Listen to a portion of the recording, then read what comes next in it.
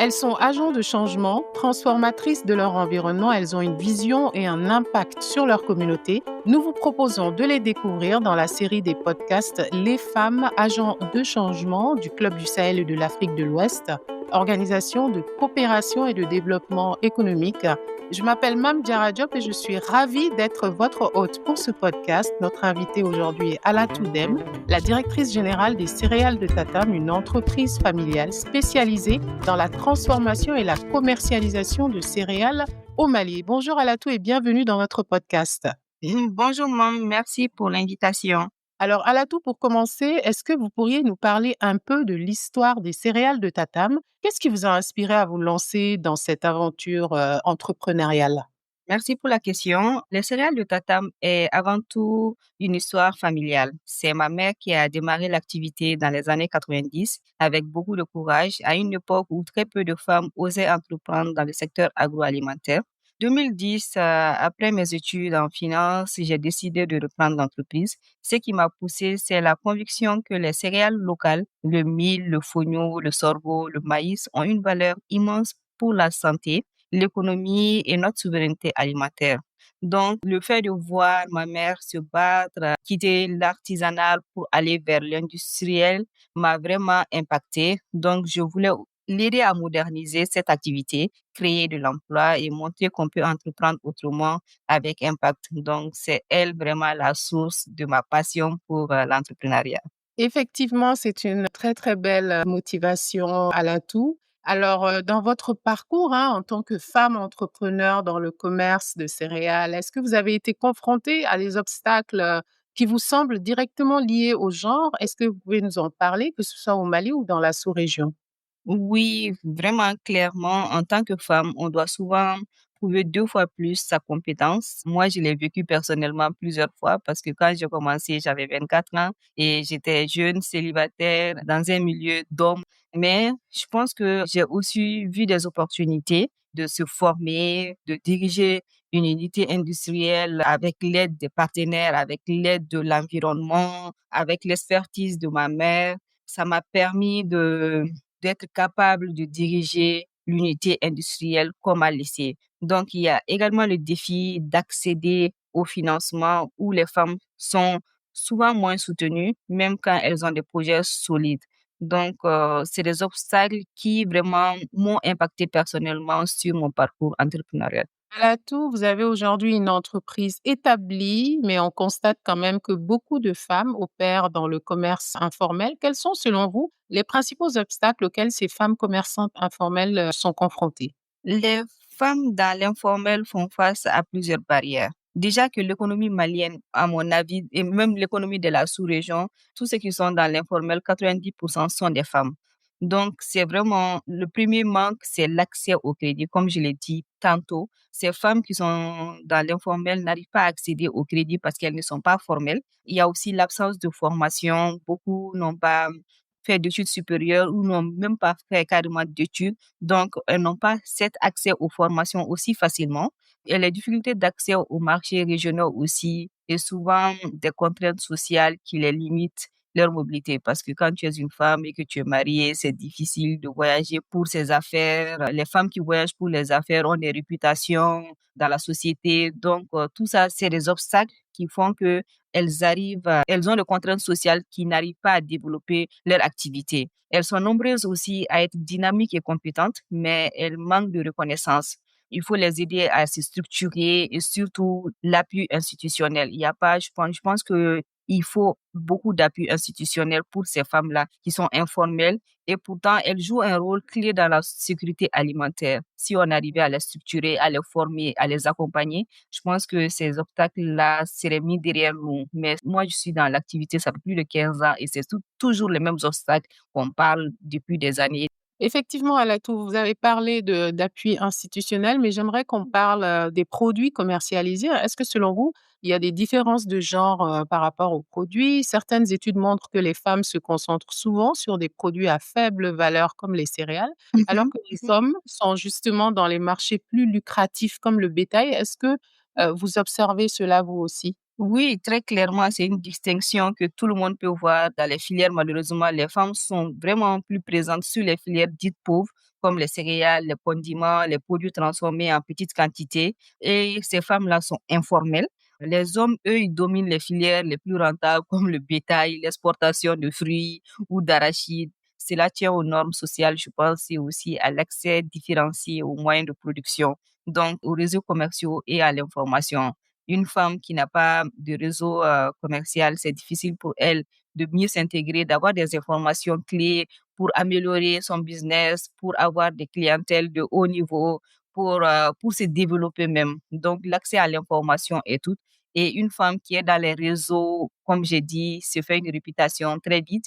Et c'est pourquoi c'est compliqué. Ces femmes-là sont à petite échelle et elles n'arrivent pas pendant des années, de très longues années, à se développer ou à aller de l'avant parce qu'elles n'ont pas accès à ces informations. Effectivement. Et justement, à l'atout, ces différences de genre et ces barrières au commerce sont souvent enracinées dans les normes sociétales. À votre avis, comment est-ce que ces normes influencent leurs opportunités, mais aussi les défis auxquels ces femmes commerçantes sont confrontées? Les normes sociales, elles dictent souvent ce qu'une femme peut faire ou ne pas faire. Cela va de la difficulté de voyager seule pour développer son marché à la répartition inégale des tâches domestiques. Donc, ça freine beaucoup l'engagement professionnel. Moi, je l'ai vécu personnellement, le fait de ne pas être mariée, de voyager tout le temps. Chaque fois que des gens de l'âge de ma mère me voient, mais qu'est-ce que tu attends encore? Il faut te marier, il faut avoir des enfants. En fait, tu n'es rien. Tu peux faire tout ce que tu veux dans ce monde-là africain. Si tu n'es pas marié, tu n'es pas considéré qu'une personne qui a réussi. Donc, tu es en retard par rapport aux autres. Il faut que tu laisses le professionnel pour le privé ou bien tu te concentres juste sur le privé. Et ces normes influencent aussi la perception des décideurs. On va de moins en moins vers les femmes pour leur proposer des partenariats ou des formations. Donc, il est essentiel de travailler sur le changement de regard dans le niveau communautaire. Donc, de ne pas juger les femmes qui sont dans le commerce intra-régional et de ne pas mettre des réputations tout de suite sur elles parce qu'elles sont là pour leurs affaires. Et vraiment, c'est tout un travail qu'il faut faire dans la communauté pour ce changement-là. Effectivement, et j'allais vous demander comment votre mère, qui est aussi votre modèle, qui vous a justement transmis le savoir, comment elle a fait face à ces normes justement? Ma mère, elle a eu beaucoup de chance, je pense. Elle a eu un mari qui l'a soutenue, qui a été là pour elle, je pense, moralement et financièrement. Donc, ça a permis de se développer, elle, de développer son entreprise et de pouvoir gérer sa famille. Je pense que le soutien doit venir des hommes, les hommes qui sont présents autour de leur famille, qui les forment. Moi, mon père, il a eu que des filles. Il a voulu que toutes ses filles aient des diplômes, qu'on puisse travailler, qu'on ne soit pas dépendant de quelqu'un. Et cette vision, c'est pas beaucoup d'hommes en Afrique qui l'ont. Donc, arrivé à 18, 20 ans, on va voir la pression sur les filles de se marier. Donc, professionnellement, elles ne peuvent pas se concentrer sur des études longues. Et même si elles font des études longues, elles finissent célibataires parce que les gens ont peur d'elles. Donc, il y a beaucoup de ces jugements-là. Effectivement, à l'atout. Alors justement, on a parlé de ces barrières, de ces normes sociales. Aujourd'hui, quelles sont les opportunités spécifiques qu'on peut exploiter pour renforcer la Mhm. participation des femmes dans le commerce en Afrique de l'Ouest et leur permettre de surmonter tous ces obstacles liés au genre? Je pense qu'il y a plusieurs leviers que, on peut utiliser pour aider les femmes. C'est de créer plus d'espaces de formation adaptés aux femmes commerçantes. Comme j'ai dit, beaucoup font du commerce, mais ne sont pas formées réellement dedans. Donc, je pense que mieux les former, mieux les encadrer pour leur donner une vision à long terme, pour les aider à se fixer des objectifs et, et aussi faciliter l'accès au financement avec des produits financiers dédiés. Il y a beaucoup de financements, mais est-ce que ces financements sont pour les femmes? C'est de voir maintenant comment ces femmes peuvent accéder au financement. Structurer les coopératives féminines pour leur permettre d'avoir une voix dans les filières. On voit qu'il y a beaucoup de coopératives. Maintenant, on parle de femmes et de jeunes. On met ces femmes et les jeunes en avant, mais ces coopératives sont dirigées par des hommes. Et c'est quand on parle de femmes et de jeunes, on les ressort de leur chapeau et puis après, on les remet à leur place. Donc, c'est de donner plus de pouvoir peut-être aux femmes dans ces coopératives-là et aussi intégrer les femmes dans les chaînes de valeur régionales en les aidant à mieux structurer leur combat. Ça, je pense que c'est déjà pas mal. L'accès à l'information est important aussi sur les marchés, surtout la reconnaissance de leurs produits.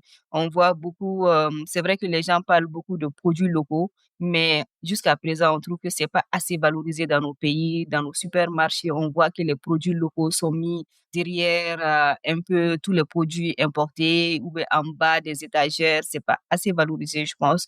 Et c'est vraiment aider ces produits locaux à être valorisés dans nos marchés. Et il y a tout un travail à faire de ce côté quand on parle aujourd'hui de la ZLECAf, le commerce Oui. intra-africain. C'est important, ce que vous mentionnez. À la si vous pouviez adresser un message aux décideurs politiques afin de favoriser la participation et l'autonomisation des femmes dans le commerce, alimentaire, que leur diriez-vous? Je leur dirais pas un message très long, je pense qu'on les a beaucoup dit, mais je leur dirais de ne pas sous-estimer la force économique des femmes dans l'agroalimentaire. On voit que l'agroalimentaire au Mali quand même est vraiment géré par les femmes, 99%. Donc, de mettre en place des politiques inclusives qui permettent de simplifier les procédures commerciales transfrontalières. Donc, d'ouvrir l'accès au crédit et investir dans les infrastructures de transformation et de logistique. C'est ça, l'avenir de notre souveraineté alimentaire passe aussi par les femmes. Et si on n'investit pas dans ces femmes-là, je pense qu'on va perdre beaucoup. Et mon cri de cœur, vraiment, c'est de voir les entreprises informelles et petites et moyennes entreprises formelles, de les aider à se développer parce qu'actuellement, l'économie du Mali tient à elles. C'est elles qui font tourner l'économie. Effectivement, les femmes font tourner l'économie. Merci beaucoup à la Toudem. Je rappelle que vous êtes la directrice générale des céréales de Tatam. Merci d'avoir écouté cet épisode de Femmes agents de changement. Si cette conversation vous avait plu, je vous invite à la découvrir ainsi que d'autres histoires tout aussi inspirantes dans notre série. Pour cela, rendez-vous sur oecd.org/CSAO et partagez ce podcast autour de vous pour faire résonner ces voix de femmes leaders. Merci à la Toudem. Merci à vous de m'avoir invité. Merci.